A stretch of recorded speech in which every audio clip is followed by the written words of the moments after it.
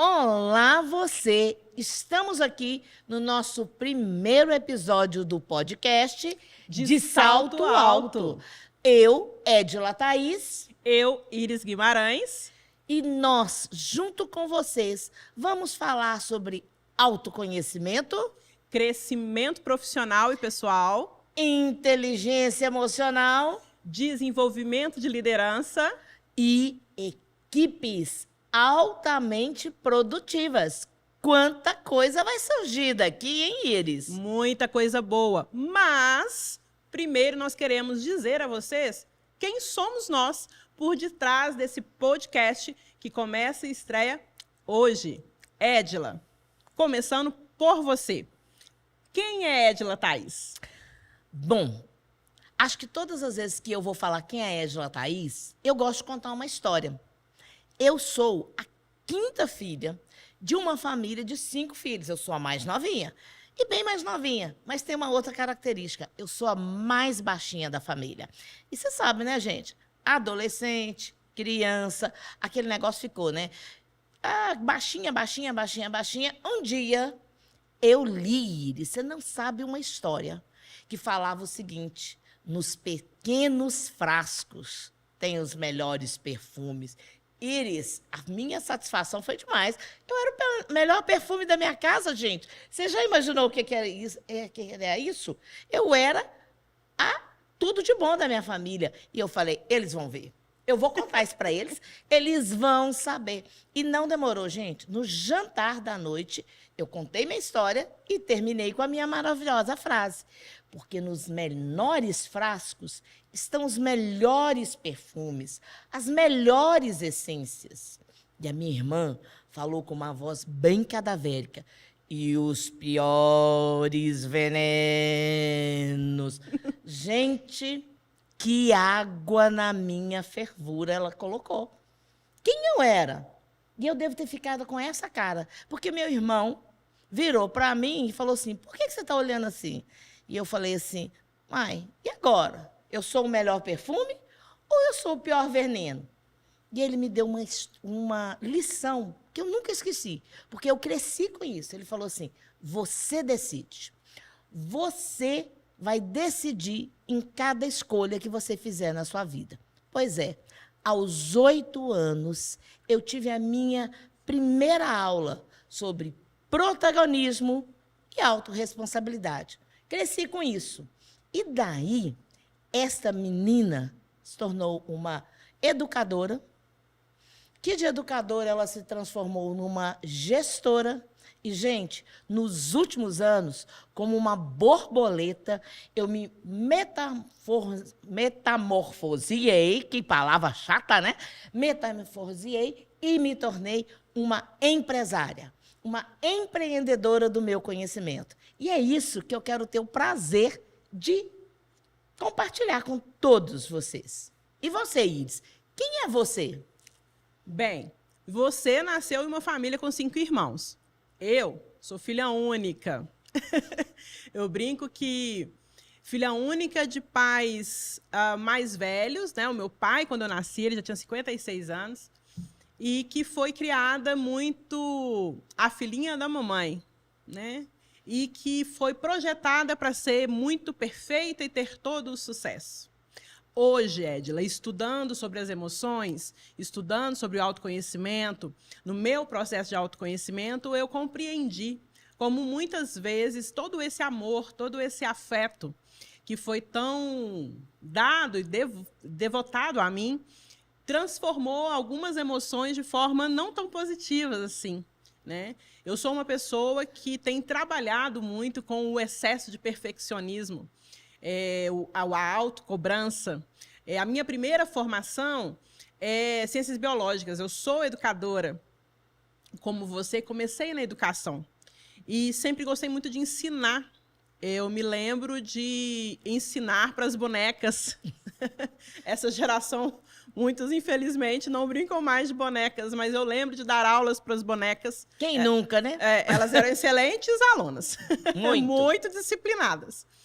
Mas comecei na educação, fui para a questão científica, de fazer mestrado, de estudar ciência, né, fazer ciência, a educação dentro da psicanálise, mas esse despertar do autoconhecimento, de falar mais, de ensinar mais, não só na sala de aula sobre psicanálise, sobre autodesenvolvimento, veio após os 40 anos. Então, eu sou da estatística das mulheres que teve a crise dos 40, eu tive a crise dos 40. Como uma boa mineira, eu perguntei quem eu sou, oncovô, oncotô. Foi mais ou menos assim. Fiz perguntas muito básicas e que eu não tinha resposta. Quem eu sou, mas como pessoa, não o que eu faço. Muitas vezes as pessoas se identificam pelo que elas são, né? Ou pelo que elas fazem, desculpa. Não pelo que elas são. O que eu faço para mim, por mim, né? Quais são aquilo que me sustenta. E aí eu comecei, então, a trazer para a minha vida de forma mais efetiva esse conhecimento que eu já ensinava há quase 10 anos, né? E vinha agregando outros conhecimentos. Neste caminho, abriu para mim a questão da gestão educacional, gestão de equipes. Então, eu geria até então as minhas salas de aula, tanto na educação básica quanto no ensino superior. Aquela relação mais próxima, professor, aluno.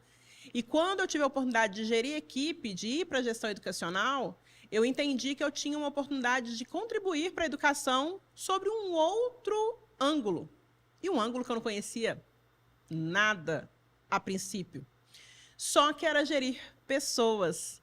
E professor, educador, que eu falo que às vezes tem muita diferença entre educador e professor, o educador gosta de gente, né, Edila? Com certeza. Gosta de gente e gosta de ver o conhecimento transformando essas gentes que chegam até ele cada ano que passa. E na gestão eu entendi também que era gerir pessoas, trazer um melhor ambiente, tanto para os colaboradores quanto para as famílias e tudo mais. Então, eu entrei nesse desafio da gestão. E comecei também a falar mais sobre esse conhecimento que me transformou, porque a crise dos 40 foi realmente uma virada de chave para que eu pudesse desenvolver mais esse autoconhecimento e me compreender enquanto pessoa, enquanto profissional, enquanto mãe, enquanto esposa, todos os papéis que eu desempenho. Então, hoje, eu sou gestora educacional, sou mentora, neuropsicanalista e falo sobre emoções. Falo como é importante se conhecer, porque isso fez diferença para mim e tenho certeza que faz diferença para todo mundo que topa essa jornada, porque é uma jornada. É uma jornada. Bom, mas eu acredito que você esteja perguntando assim, por que de salto alto? Por que esse nome? E nós vamos te contar. Sabe por quê? Porque ele veio, é um nome que para nós surgiu, mas para cada uma ele tem um significado. Então, eu vou começar contando qual é o significado meu de salto alto. Por que o de salto alto? Você já sabe que eu sou baixinha, porque se eu era lá na época da minha família, continuo hoje, gente. Então, o que aconteceu? Aos 22 anos, a Edila já era professora, a Edila já era pedagoga, e eu fui ser coordenadora de uma escola onde os professores eram todos mais velhos que eu. Além de 22 anos, eu ainda tinha cara de nova, né? Aquela carinha assim. E, gente, quando eu cheguei lá, ninguém acreditou em mim. Sabe, todo mundo começa aquele negócio? Ah, será? Aliás, liderança, quando ele chega, ele já vem nessa dúvida. Sim. Uma baixinha novinha. Eu saí de lá desse dia, gente, falei assim, vocês vão ver a Edila que vai aparecer amanhã. Eu não vou brigar com vocês, porque eles começaram, eu vi que na primeira reunião, eles começaram a me testar. Falei, não vou entrar nesse jogo de ficar testando queda de braço. Eu vou mostrar quem eu sou de uma outra forma. Bom, eu mudei. Passei na loja, comprei um salto de todo tamanho. Naquela época, assim, devia ser um Luiz XV, mais ou menos, só não era tão fininho. Eu já tinha várias saias, eu gostava de usar saia. E comecei todo dia pintada, porque eu estava acostumada a ir para a escola, eu trabalhava na outra escola com adolescentes, então eu estava acostumada a ir super solta. Sim. Fui lá e cheguei lá como uma mulher mais velha, mas com a mesma carinha, com o mesmo gesto e com a mesma coisa que eu falo até hoje. Eu sabia que eu tinha 2 objetivos enquanto líder. Eu nunca esqueci que, enquanto líder, eu tinha de dar resultado. aquela escola, eu fui colocada ali como supervisora para que a escola desse resultado, para que a escola melhorasse, né? E porque o ensino fosse melhor. Mas eu também sabia que uma coisa, gente, não existe resultado do líder. Existe resultado de quem? Da equipe. O líder precisa de conquistar essa equipe. Então, um outro braço de toda a gestão é relações, efetividade e afetividade. E foi isso, na verdade, foi isso que eu conquistei lá. Foi o meu primeiro salto alto. E eu quero dizer para vocês que de salto alto, para mim, ele fala o seguinte, que qualquer pessoa pode ser um líder naquilo que ele foi colocado. Mas ele não precisa entrar no jogo de queda de braço. Ele não precisa entrar no jogo de manda quem pode, obedece quem tem juízo, e, no caso, eu sou o líder, eu mando. Não. Ele pode ser esse gestor de salto alto. Inclusive você, homem. Você pode ser o gestor de salto alto. Você não precisa colocar o salto, mas você vai ser você e mostrar a sua capacidade. Aqui que você veio, mas conquistar toda essa equipe. E é isso que, para mim, é de salto alto. É trazer a sua essência sem brigar com o outro e conquistar o outro, influenciar, para que juntos vocês cheguem aonde precisa. E o salto alto para você, Iris? Salto alto, para mim, Edila, até antes da gestão educacional, era muito assim, nos momentos de sair.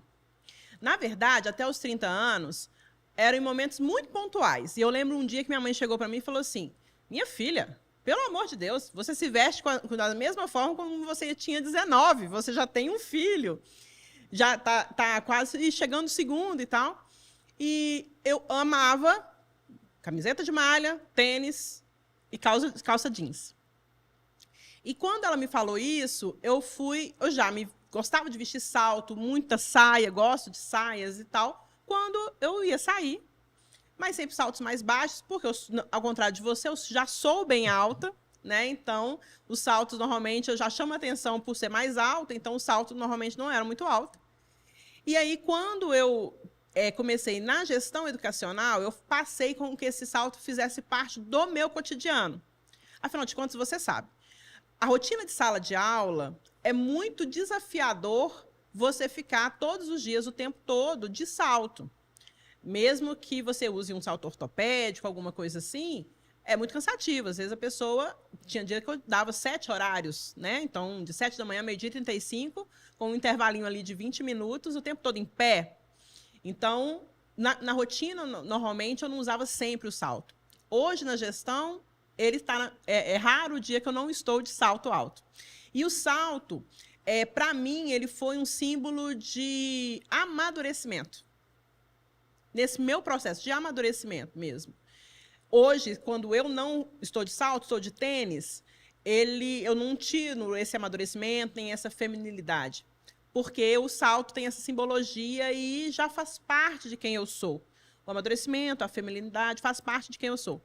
Mas o salto, para mim, traz essa questão de amadurecimento, de... seriedade sem ser sisuda, né? De passar que o que eu falo é importante, o que eu falo tem valor e o lugar onde eu estou não muda quem eu sou, mas eu estou ocupando o lugar que eu tenho uma responsabilidade. Acho que responsabilidade seja a palavra mais adequada. O salto alto, para mim, é isso. Quando pensamos no nome para o podcast... e desde o início não pensamos num podcast exclusivamente feminino, Exato. né? Trouxe para mim também, primeiro, por sermos 2 mulheres, que na nossa vida nós temos enfrentado todos os desafios de se transformar o tempo todo, né? Nós nos acompanhamos há muito tempo para ver esse processo, então acho que por sermos 2 mulheres, mas também por trazermos muita seriedade e muita verdade naquilo que a gente faz até hoje na nossa profissão e o que, com certeza, traremos aqui nesse momento de podcast, de bate-papo. E sabe o que eu acho interessante? Que talvez quem esteja nos ouvindo fale assim, mas foi fácil para elas. Desde lá de trás, Édila já, 22 anos, a Édila já era supervisora, já estava dentro de uma gestão, e eles também começou na sala de aula, já estava lá, já foi fazer mestrado. Como é que foi isso? Mas a gente sabe que não foi, né, Iris? Não. Se a gente pensar, e olha, não precisa ficar preocupados, não, que em cada episódio, com certeza nós vamos contar umas historinhas aqui. Mas... Claro que teve um ou dois momentos da vida da gente, porque todo mundo tem, né, Iris? Que você fala assim, nossa, será que eu vou dar conta? E se você está vivendo por esse momento, não acha que nós chegamos aqui, eu estou certa que eu ainda vou passar por outros momentos, pensando assim, será que eu vou dar conta? Só que o que a gente faz? A gente olha para trás e fala assim, se eu dei conta ali, por que eu não dou conta agora? Então, vamos levantar os olhos e ver para onde a gente vai. Por isso que a gente tem que sempre te lembrar, né, Iris? Iris, traz aí um ou dois momentos da sua vida que você pensou assim, nossa, será que eu vou dar conta? Quando você falando, o primeiro que veio à minha mente foi justamente quando eu fui convidada para a gestão. Eu lembro direitinho de falar para o meu líder o seguinte, quase olhando para trás assim, sabe? Eu falei assim, o senhor tem certeza que o senhor está falando com a professora correta? E eu lembro da frase que eu falei com ele assim, eu estou em sala de aula fazendo o meu trabalho de formiguinha. E ele respondeu assim, e sendo observada, tenho certeza que eu estou falando com a pessoa certa. Eu saí do meio dos meus pares. E isso é um desafio. Porque muito próxima a eles, para eles compreenderem que eu não ia deixar de ser a Iris, mas que eu ia assumir responsabilidades que a instituição exigiria de mim, o sistema exigiria de mim, e que nem sempre seria tão agradáveis as decisões, não seriam tão agradáveis. Então, esse momento foi um momento de virada de chave, porque eu poderia ter dito que eu não queria. E tinha um outro agravante. Para eu aceitar esse convite, eu precisaria me licenciar de uma instituição que eu já estava trabalhando há 8 anos. E que eu tinha um vínculo muito forte, não só financeiro, no sentido de ser a instituição que meus filhos estavam vinculados, estudando, quanto também afetivo profissional. Uma instituição de renome dentro de Belo Horizonte, mas eu teria que me licenciar porque os horários não coincidiam. Então, foi um momento de decisão muito importante. E confesso a você que, olhando para trás, não me arrependo. Os desafios foram muitos, da primeira reunião, a primeira fala, o primeiro feedback, a pontos a melhorar. Todos os aspectos hoje são muito mais leves, muito mais fáceis. E não é porque se torna fácil com o tempo, mas porque eu estudei muito, errei muito. Nós temos que ser humildes para recebermos feedback também. Então, esse momento foi muito importante para mim. E um momento mais atrás, quando eu tive o meu segundo filho. Eu sou mãe de 2 filhos, do Estevão, de 18 anos. Gente, com essa carinha, eu tenho um filho de 18 anos. Agora eu já acostumei. E o Davi, de 13. Quando o Davi nasceu, os dois eu tive depressão pós-parto tardia. Meu negócio, ter o neném era de boa. Mas deixar o bebê e sair para trabalhar, aí meu marido brinca que eu dei PT nos dois. Mas o do Davi foi mais complexo para mim. Era um momento em que era uma instituição que eu já trabalhava há muitos anos, eu já trabalhava desde quando eu me formei com urgência, assinei na Universidade Federal com urgência minha colação de grau para tomar posse no concurso. Então, eu já tinha muitos anos que eu trabalhava naquela escola, mas eu não estava bem. E eu precisava escolher. E eu escolhi ali acompanhar mais de perto meu filho e ficar em uma instituição apenas, não ficar em 2. Parece fácil, mas não é. Porque eu exonerei de um concurso público. E dentro da área de educação, muitas vezes um tiro no escuro. Né? Porque eu estava numa instituição particular, uma CLT, que no final do ano poderiam dizer assim, não queremos mais você aqui. E aí o concurso, eu ouvi muitas pessoas dizendo, você vai abrir mão de um concurso? Sim, porque um valor mais caro para mim era a família. Então, tudo isso marca uma trajetória. Né? Nós somos seres integrais, então a profissional ela tem essas marcas da mãe, da esposa, da amiga. Então, quando trajetórias e marcas, essas duas com certeza são as que mais me vêm à mente mais fortemente. E você? Me conta aí. Bom, você falando aí, eu fiquei pensando, né? Eu acho que o meu primeiro grande desafio... Bom, só lembrando um pouquinho, né? Eu também sou professora. Quando eu escolhi um horário, eu trabalhava com os adolescentes e no outro horário eu trabalhava com a gestão de professores. Eu era orientadora e fui supervisora também. Só que eu fui, para melhorar o meu trabalho, eu fui fazer mestrado voltado para o adolescente. O meu mestrado é uma metodologia participativa para o adolescente urbano pós-moderno, pensando em metodologias ativas. Lá atrás, no começo do século XX, eu já falava em metodologias ativas, que é tão famosa hoje. E, quando eu passei pela banca, eu recebi um prêmio, mas eu recebi um dos grandes desafios da minha vida. O prêmio, gente, eu ganhei a bolsa do doutorado.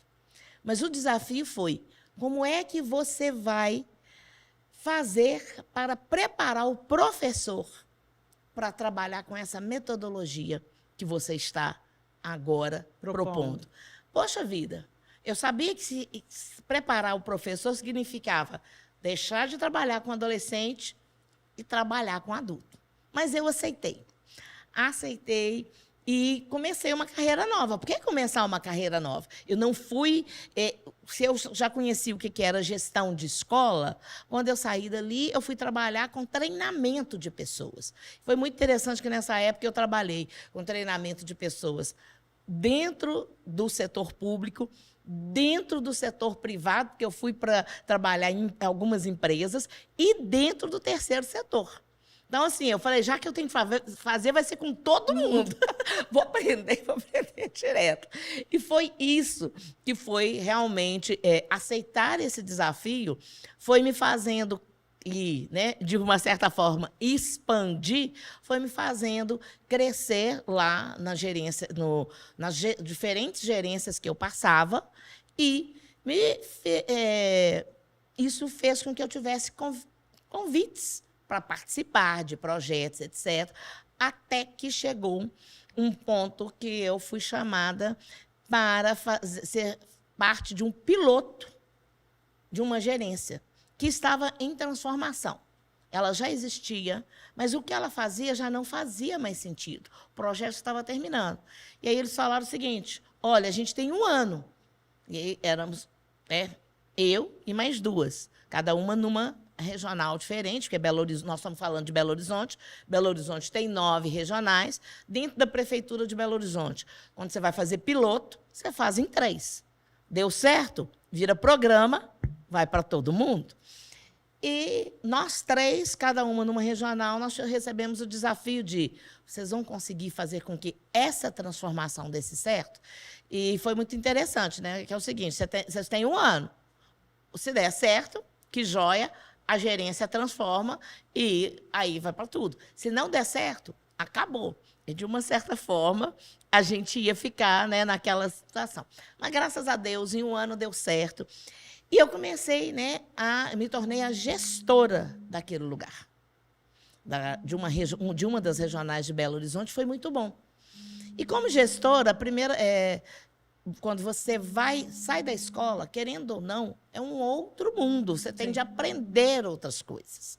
E eu comecei, né, a buscar mais coisas. Mas eu tenho uma característica muito grande, sabe, Iris? Aliás, você sabe, porque você me conhece muito bem. Eu sou proativa, eu sou aquela que achava que fazia, que dava conta de tudo. E uma das coisas que na minha cabeça para mim, gente, eu era multitarefa. Não, eu consigo fazer tudo ao mesmo tempo. Tudo não, mas eu conseguia escrever, ouvir, ler e tudo mais. Só que com isso, eu ia colocando coisa demais na minha agenda. E chegava no final do dia, eu olhava e falava assim, nossa, tinha 20 coisas para fazer. Só fiz 15. Eu não sou eficiente. Então, vai dando aquela sensação, né, de meio fracasso. Sim. Só não é um fracasso todo, porque você fez a metade da agenda, pelo menos. Mas eu pensava assim, gente, como é que eu, gestora, vou ensinar para as pessoas sobre essa questão de eficiência, depois que eu vim falar sobre eficácia, se eu não estou fazendo tudo? Bom, eu comecei a estudar sobre gestão de tempo, produtividade, sobre como é que, né, gestão de pessoas, como é que você vai fazer essa gestão de equipes para ser não só eficiente, eficaz. E a primeira coisa que eu descobri, e ó, eu tenho até um capítulo num livro sobre isso. Eu não sou multitarefas. E aí você vai falar, né? Edila, o seu cérebro não consegue concentrar em duas coisas ao mesmo tempo. A gente já até sabe, né? Porque a crítica, o que vem é isso mesmo. E eu descobri, gente, isso que a Iris fala, eu descobri. Se eu tivesse concentrado aqui, eu podia até achar que eu estava fazendo do lado de cá, igualzinho, mas ele estava no piloto automático. E não dá para ser. E aí a grande questão é, multitarefa, não mais. Produtividade, com qualidade de vida, sim. E é esse, inclusive, o título do meu capítulo. E, com isso, eu fui aprender mais. Ao pensar nas pessoas, eu fui fazer o quê? Aprender mais sobre elas. E foi muito bom esse período. Eu passei 8 anos dentro da gestão. Mas foi um desafio? Foi. Muito. Você já pensou o que é você pensar assim? Se não der certo, eu sou uma daquelas que foi culpada dessa gerência fechar. Então, tem desafios na sua vida? Tem. Alguém já te falou? Olha, eu tenho uma frase que eu amo, tá? Alguém já te falou assim, a culpa é sua porque isso não deu certo? Então, primeira coisa. Se alguém te falou, a culpa é sua, olha de verdade se a culpa é sua ou se é dele. Porque a culpa é minha, eu coloco em quem eu quiser, tá? Sempre foi assim, né? Mas aí ele sempre completa essa minha frase, que é o seguinte, eu carrego a culpa se eu quiser. Exatamente. Não é isso, Iris? É exatamente. Então, pensa aí no você. Quanto você está vivendo, ou já viveu alguns momentos que você falou assim, não dou conta. Posso te falar uma coisa? Existe saída. Qual foi a saída que você encontrou, Iris? Porque, claro, né? Para tudo que se a gente não ficou lá atrás, sim, se a gente está aqui hoje, é porque a gente encontrou uma saída. Como é que foi isso?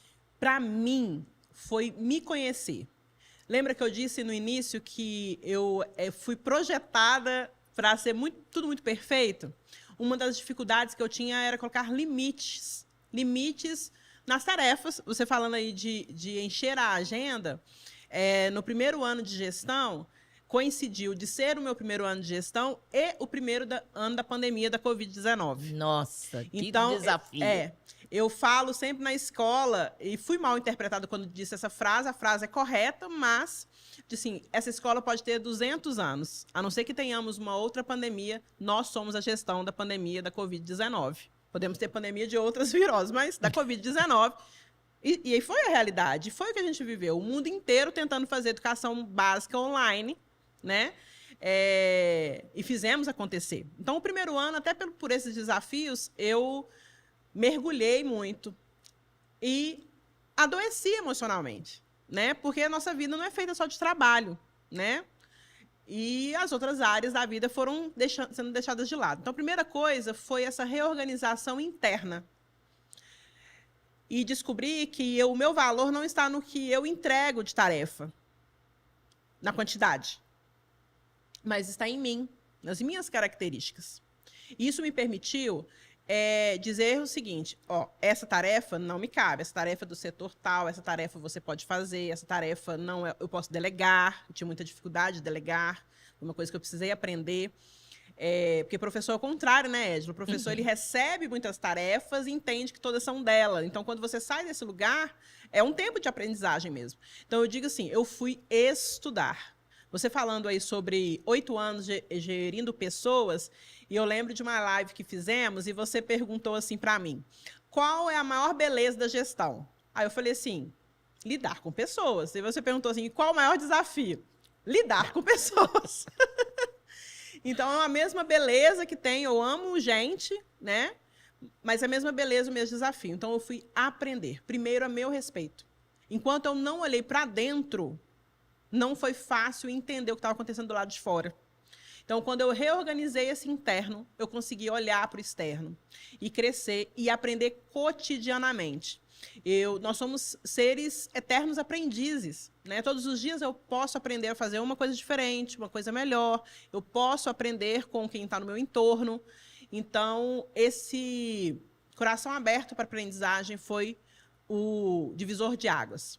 Às vezes, você está num trabalho que você tem medo de mostrar vulnerabilidade. Eu não sei fazer. Você não tem que saber fazer tudo, mas você pode aprender a fazer tudo que você quiser aprender a fazer. É diferente. Então, você assumir que você, naquele momento, é vulnerável, que você não sabe aquela tarefa, ou que uma outra pessoa te apresentou uma forma mais eficaz, mais eficiente de fazer a tarefa, não tira o seu valor. Pelo contrário, quando você tem a humildade de perceber que você pode aprender com o outro, principalmente se você está no papel de gestão, eu garanto para você, por experiência própria, a sua equipe vai acreditar e confiar muito mais em você, porque você é alguém aberto para partilhar com a sua equipe. Então, não tenha medo de se mostrar vulnerável.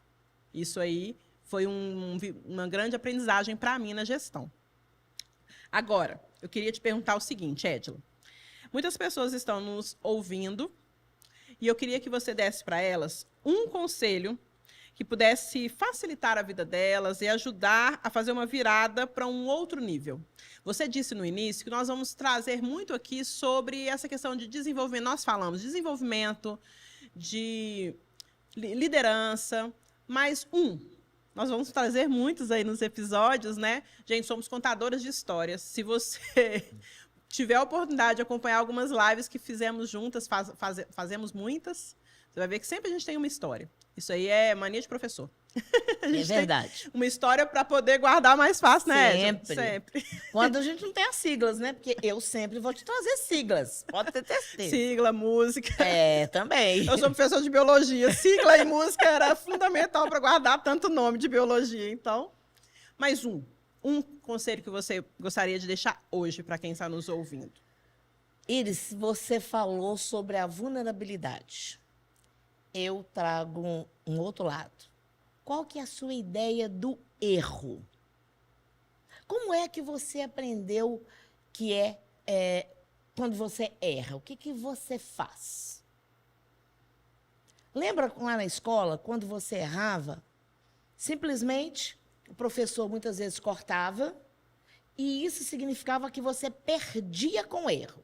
Cada vez que você errava, tinha menos uma nota, né? Se valia 10 questões. Errou 1, menos 1. Errou 2, menos 2.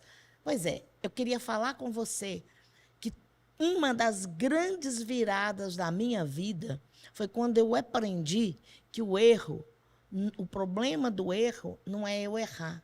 O problema do erro é o que eu vou fazer com ele. Como você olha para o erro? Porque todos nós vamos errar. Sim. Né? O que é errar? E aí é que está a grande sacada. Errar é você olhar e falar o que eu posso aprender com isso. Neste momento, não deu certo. Errar significa não cheguei no resultado esperado. Eu tenho de olhar para trás e falar até onde eu fui ou até onde eu vim. A partir daqui, deu. Como diriam os nossos adolescentes, deu ruim. Uhum. Então, se deu ruim, a partir daqui, o que eu vou fazer? E aí, depois que eu sei, né, como é que eu posso fazer, eu tenho de pensar, o que eu aprendi com isso? Tá? Quando você aprende que o erro não é um ponto final, mas é uma vírgula ou um ponto e vírgula que vai ser um começo, você aprende uma outra coisa. O acerto também não é ponto final, Iris. No momento que você acertou, não quer dizer assim, tá tudo jóia, pode descansar. No momento que você acertou, a grande sacada é a gente virar, olhar para trás e falar assim, peraí, como é que nós chegamos até aqui? E o que eu posso fazer para melhorar?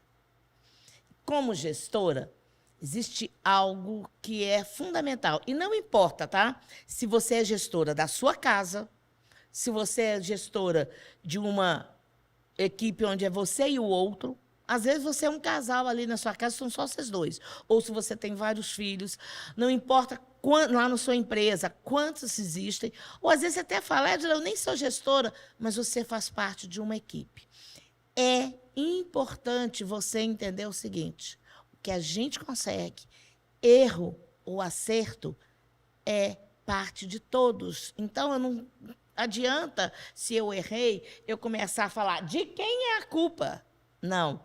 Como é que nós podemos consertar? O que é que nós podemos fazer para isso não acontecer de novo? E quando a gente acerta, eu fiz. Nós fizemos, nós conseguimos. E muitas vezes você não vai ter todo mundo no mesmo nível, não. Eu sempre lembro, por exemplo, você que é mãe ou pai, você já viu seu filho de 7 anos estender uma coxa na cama dele? Ele não estende bem, gente. E aí a mãe, né? Aí eles falam que da perfeccionismo, a gente tem essa ideia, né? Nós temos que estender a coxa maravilhosa. Aí você vai lá e fala assim, pode deixar que eu faço. Junto o perfeccionismo da Iris e a rapidez minha, né? Essa multitarefa, pode deixar que eu faço. Alguém aprendeu, Iris? Não aprendeu. Aí faz 18 anos, a gente reclama que não é. Exato, 18 anos, o menino não sabe fazer a cama e você fala assim, não é possível. Como é que esse menino chegou aqui? É uma preguiça. Não, você que é culpada, bem. Você que não ensinou. Agora, olha isso lá na sua equipe. Aquela pessoa que você fala assim, nossa, ele deixa sempre mal feito. Será que você já parou com ele e falou assim, vem cá, como é que você faz isso? E entendeu o processo dele e já falou assim, você já pensou em fazer assim, assim, assim? Quem sabe isso poderia ajudar? E pode ser que o processo dele, conforme for, fique até melhor, né, Iris? Com certeza. Você falou aí de gestores e eu quero dar um conselho, lembrar uma coisa. Antes de você ser gestor ou estar em uma equipe, você tem a gestão da sua vida. Exato. E muitas vezes a nossa falha está na gestão da nossa própria vida, na gestão das nossas emoções, na gestão das nossas tarefas, na comunicação com quem está no nosso entorno.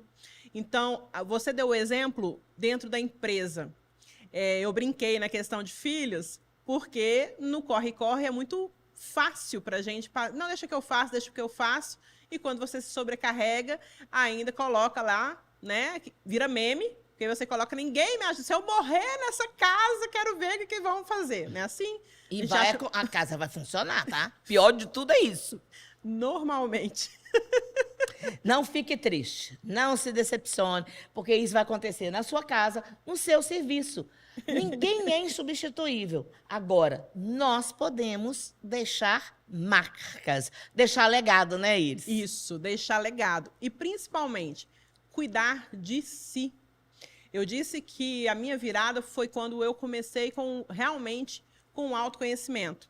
E ele fez diferença em todos os papéis que eu exerço na minha vida, desculpe. E na minha casa, meu filho mais velho, ele fala assim com o irmão, você que dá sorte, porque a mamãe foi estudar mais. Porque na minha época... E eu brinco com ele falando assim, filho, não vem com manual de instrução. Mas eu sei o que ele quer dizer. Porque quando eu olhei para dentro e fiz o meu processo de autoconhecimento, que é um processo, reverberou para quem estava ao meu lado, reverberou para quem convivia comigo. Então, eu desafio você a se olhar. Às vezes, nós temos medo de olhar as gavetas da nossa alma. Mas, assim como você organiza nas férias o seu guarda-roupa, organizar essas gavetas da alma é fundamental. E se você não organiza, né, Iris? Comece a organizar. Porque às vezes a gente... Não, gente, é interessante porque a gente foge, né? Às vezes a gente tem medo. Não quero olhar, não quero organizar aquela gaveta, aquele armário que vai sobrar coisa ali. Não, eu preciso organizar as gavetas e organizar a minha vida. Sim. E aí eu te garanto que com essa organização você vai descobrir uma força, habilidades, talentos que você nem sabia que você tinha. Às vezes olhamos tanto para a nossa vulnerabilidade que esquecemos a força e a coragem que temos para viver, para chegar até aqui. Você não chegou até aqui só sendo vulnerável, você chegou aqui com muita força e muita coragem. Bom, nós estamos chegando ao final. eu quero te fazer um convite, porque é muito importante, né, Iris, a gente primeiro entender. Você só teve aqui um pedacinho, né, Sim. de tudo. Mas esse de salto alto, hoje, né, nós estamos com um mesinho de... hoje nós estamos gravando no final de fevereiro. Quando ele sair, ele vai sair mais ou menos no finalzinho, nos últimos dias de fevereiro ou nos primeiros dias de março. E você tem um encontro especial com nós duas e com mais uma outra pessoa que você vai conhecer no segundo episódio. Aguenta firme. Você tem um encontro de um evento chamado De Salto Alto. Do mesmo jeito. E nesse encontro, que vai acontecer num sábado, dia 9 de março, às 10 horas da manhã, de 10 às 13, você vai ter a oportunidade de passar pelo autoconhecimento, com autoconhecimento com emoções, depois desenvolver mais um pouquinho seu autoconhecimento com a questão das competências. E, ao final, você vai ver que todo autoconhecimento leva a gente a quê? A autoestima e a autocuidado. E é nesse ponto aí que a gente vai trabalhar. Mas você já vai guardar essa data, né, Iris? Sim, compromisso conosco. 9 de março de 2024, na cidade de Belo Horizonte, de 10 às 13 horas. Para você ter mais detalhes, você pode nos acompanhar, nos seguir nas redes sociais. O meu arroba lá no Instagram é Iris Guimarães 07. Aqui já fica a dica do mês do meu aniversário, tá? 07. Bom, o meu arroba lá no Instagram é Edila Thaís. EDILA-TAIS. Meu Thaís não tem H. E o bom é que essa Edila Thaís você vai encontrar no Instagram, no LinkedIn e no YouTube. Então, encerramos aqui o primeiro episódio do nosso podcast De Salto Alto. Esperamos vocês para o próximo episódio. Obrigada, Edila. Obrigada, Iris. Foi bom demais essa conversa, viu?